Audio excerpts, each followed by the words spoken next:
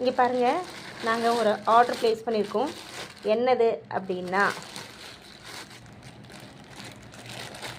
இது என்னம்மா சொல்லுவாங்க, கோன், கம்ப்யூட்டர் கோன் இருக்கு பாருங்க, அதுதான்.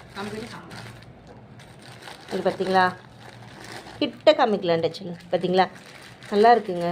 வழவழன்னு இருக்குப்பா, அழகாக இருக்குப்பா, நல்லா இருக்குங்க. இப்போ நம்ம இதை கடையில் போய் வாங்கணும்னு வச்சுக்கோங்களேன், 20 பீஸாமா இருக்கும் கடையில்.